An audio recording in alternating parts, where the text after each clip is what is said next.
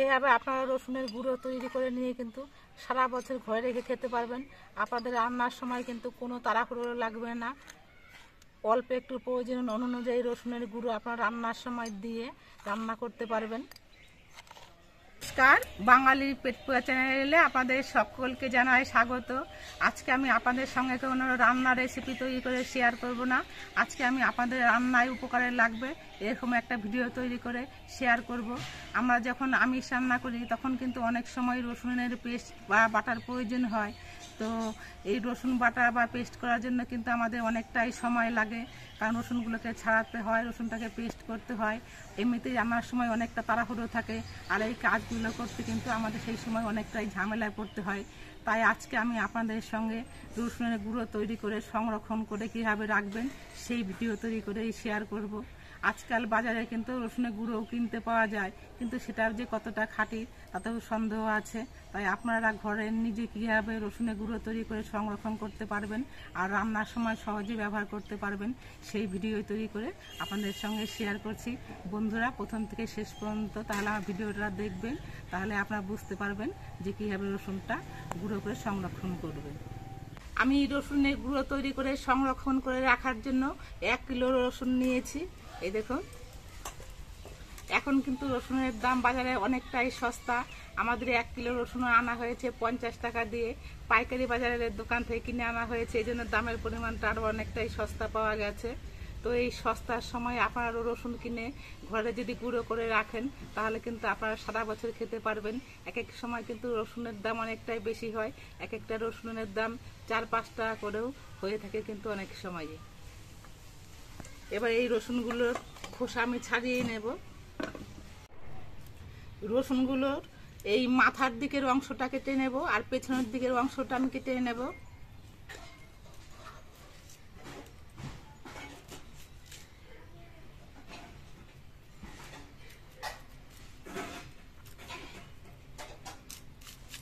একটা করে কোয়া যদি রসুন ছাড়ানো হয় তাহলে কিন্তু রসুনের কোয়াগুলো ছাড়াতে অনেকটাই সময় লেগে যাবে। তার জন্য আমি মাথার দিকের অংশটা কেটে নিচ্ছি আর পেছনের দিকের অংশটা কেটে নিচ্ছি। সবগুলো রসুনেরই মাথা আর পেছনটা আমি কেটে নিয়েছি। আপনারা যদি মনে করেন যে রসুনগুলো ধুয়ে ব্যবহার করবেন তাহলে এই সময় রসুনটা ধুয়ে জল ঝরিয়ে একটুখানি মুছে নিয়ে শুকিয়ে নেবেন। তবে আমি রসুনগুলো ধুয়ে নিচ্ছি না, কারণ রসুনের কোয়াগুলো অনেকটা খোলার ভেতরে থাকে। তাই রসুনগুলো যখন কোয়াগুলো আমি ছাড়াবো তখন কিন্তু রসুনের গায়ে কোনো নোংরা থাকবে না, এই জন্য রসুনের কোয়াগুলো আমি আর ধুয়ে নেব না। এবার এই রসুনগুলো নিয়ে আমি এইরকমভাবে কোয়াগুলো শুধু আলাদা করে নিচ্ছি। রসুনের গায়ে যে খোসাটা লেগে আছে তাতে কিন্তু কোনো অসুবিধা হবে না। যদি একটা করে কোয়ার খোসাগুলো ছাড়ানো হয় তাহলে কিন্তু আমার সারাদিন লেগে যাবে এই রসুনের খোসাগুলো ছাড়াতেই। একটু একটু খোসা যা লেগে আছে তাতে কোনো অসুবিধা হবে না। শুধু এই যে ওপরের গায়ের যে খোসাগুলো সেগুলো আলাদা করছি।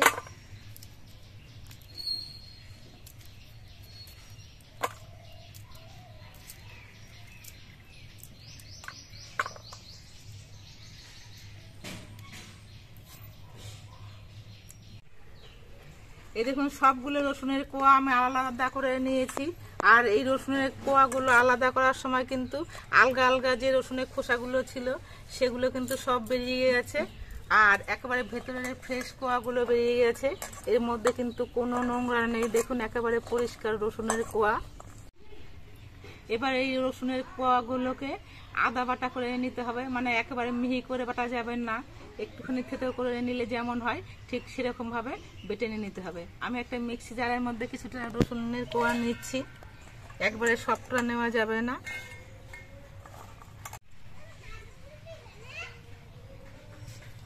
দুটো তিনটে পাক ঘুরিয়ে নিয়ে আমি কিন্তু রসুনটাকে পেস্ট করে নিয়ে আসছি।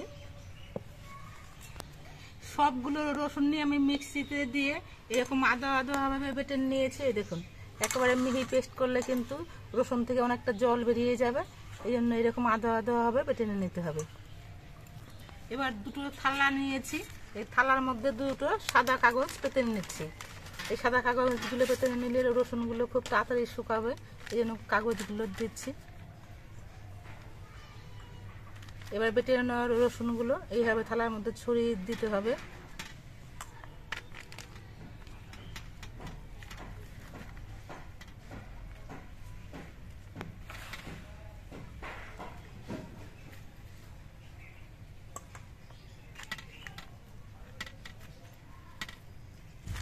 আমি 1 কিলো রসুন নিয়েছি বলে 2টো থালার মধ্যে ছড়ালাম। যদি রসুনের পরিমাণটা বেশি নেওয়া হয় তখন কিন্তু থালার সংখ্যাটাও বেশি নিয়ে ছড়াতে হবে। যত পাতলা করে ছড়ানো যাবে তত কিন্তু রসুনগুলো খুব তাড়াতাড়ি শুকাবে। রসুনগুলো আমি থালার মধ্যে বেশ ভালো মতো ছড়িয়ে দিয়েছি, সুন্দর করে পাতলা করে ছড়িয়ে দিয়েছি। এবার এই রসুনের থালাগুলো রোদে শুকানোর জন্য দিতে হবে। এবার যেখানে টানা রোদ পায় সেরকম জায়গায় নিয়ে কিন্তু রসুনগুলো শুকিয়ে নিতে হবে। আমাদের ছাদে এখানে অনেক রোদ পায়, এখানে থালাগুলো বসিয়ে রাখছি। আর যাতে কোনো পাখিতে মুখ না দেয় তার জন্য একটা মশারির জাল দিয়ে আমি ঢেকে রাখছি। এইভাবে টানা রোদে আমি 2 থেকে 3 দিন কিন্তু রোদ দেব। থেতো করা রসুনগুলো টানা রোদে আমি 3 দিন শুকিয়ে নিয়েছি। আর রসুনগুলো শুকানোর সময় কিন্তু আমি থালার মধ্যে একটা কাগজ পেতে দিয়েছিলাম। 1 দিন শুকানোর পরে আমি কাগজটা ফেলে দিয়েছি। আর মাঝে মাঝে রসুনগুলোকে কিন্তু আমি নেড়ে চেড়ে দিয়ে শুকিয়েছি। রসুনগুলো কিন্তু খুব ভালো মতো শুকিয়ে গেছে, এই দেখুন একেবারে কটকটা হয়ে শুকিয়ে গেছে। আর এই রসুনগুলো যত বেশি করে ভালো করে শুকানো হবে তত বেশি দিন কিন্তু গুঁড়োগুলো সংরক্ষণ করে রাখা যাবে। এবার এই রসুনগুলো আমি একটা গামলার মধ্যে নিচ্ছি।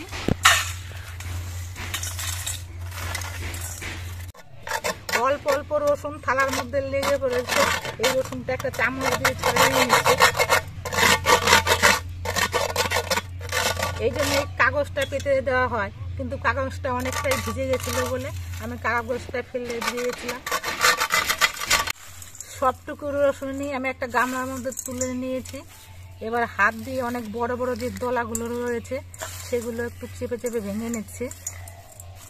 এত সুন্দর হয়ে শুকিয়েছে, এই দেখুন হাত দিয়ে চাপলেই কিন্তু গুঁড়ো গুঁড়ো হয়ে যাচ্ছে।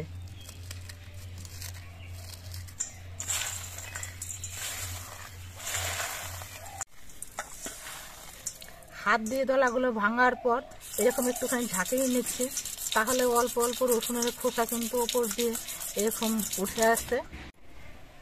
এই রসুনের খোসাগুলো হাত দিয়ে যতটুকু ফেলানো যায় ফেলে দিচ্ছি। আর একটু রসুনের খোসা থাকলে কিন্তু অসুবিধা হবে না। দেখবেন অনুষ্ঠান বাড়িতে যখন রান্না করা হয় তখন কিন্তু রসুনের খোসা সমেতই রান্না করা হয়। খোসাগুলো কিন্তু খুব ভালো করে ছাড়ানো হয় না, ওপর থেকে আলাদা করে যেটুকু থাকে সেটুকু ছাড়ানো হয়। আর কুয়াগুলোর মধ্যে কিন্তু রসুনের খোসা লেগেই থাকে, তাই একটু খোসা থাকলে কোনো অসুবিধা নেই। এবার এই রসুনগুলো আমি একটা মিক্সি জারের মধ্যে নিয়ে নিচ্ছি। একবারে সবটা হবে না, আমি 2 বারে রসুনগুলোকে গুঁড়ো করে নেব। সবটুকু রসুনই আমি মিক্সি জারে দিয়ে গুঁড়ো করে নিয়েছি। এই দেখুন কত সুন্দর গুঁড়ো হয়েছে, একেবারে ছাতুর মতো কিন্তু গুঁড়ো হয়ে গেছে। এবার এই রসুনের গুঁড়োগুলো আমি একটা ছাঁকনি দিয়ে ছেঁকে নেব।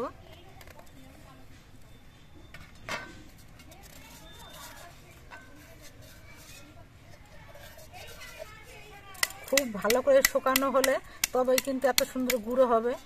যদি শুকানো ভালো না হয় তাহলে কিন্তু গুঁড়োটাও ঠিকঠাক মতো হতে চাইবে না। এই জন্য রসুনগুলো কিন্তু খুব ভালো করে শুকিয়ে নেবেন।